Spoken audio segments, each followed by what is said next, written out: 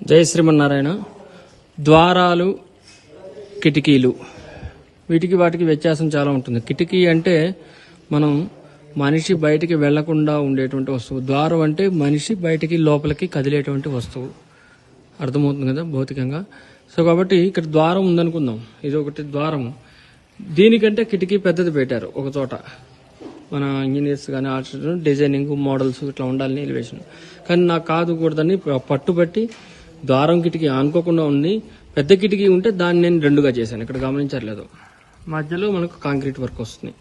అక్కడ కూడా అంతే, సేమ్ అంతే. ఇది కూడా ద్వారం పెద్దగా ఉంది. ద్వారం తర్వాత పెట్టే కిటికీలు కూడా సమానంగాను దానికన్నా ఎక్కువ వెడల్పులో పెడితే దాన్ని రెండుగా చేయించాను. కాబట్టి ద్వారాలు కిటికీలు ఎప్పుడు సమానంగా ఉండకూడదు. హైట్ కూడాను దాని మీద ఎత్తు ఎక్కువ ఉండేట్టుగా, కిటికీ కింద నుంచి ఫ్లోర్ నుంచి హైట్ ఉండేట్టు ఉండాలి. ద్వారం అనేది ఫ్లోర్ నుంచి లెవెల్గా తీసుకుంటున్నారు. కాబట్టి ద్వారాల కిటికీలు ఎప్పుడు కూడా అనుకోకూడదు. ఇది అందరం గమనించాలి. జై శ్రీమన్నారాయణ.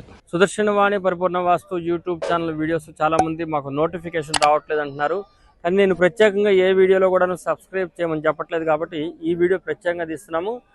మన సుదర్శనవాణి ఛానల్ని యూట్యూబ్లో కానీ, ఇన్స్టాలో కానీ, ఫేస్బుక్లో కానీ ఫాలో అవ్వటం కానీ, సబ్స్క్రైబ్ చేయటం కానీ చేస్తూ అందరికీ కూడా ఫార్వర్డ్ చేస్తుంటే మన సుదర్శనవాణి ద్వారా వచ్చే వాస్తు వీడియోలు అందరికీ కూడాను అందజేసే అవకాశం ఉంటుంది. మనం నియమాలు పాటించడమే కాదు, మంచి మంచి వీడియోలు అన్నీ కూడాను మనం ఇతరులకు కూడా ఫార్వర్డ్ చేద్దాము. జై శ్రీమన్నారాయణ.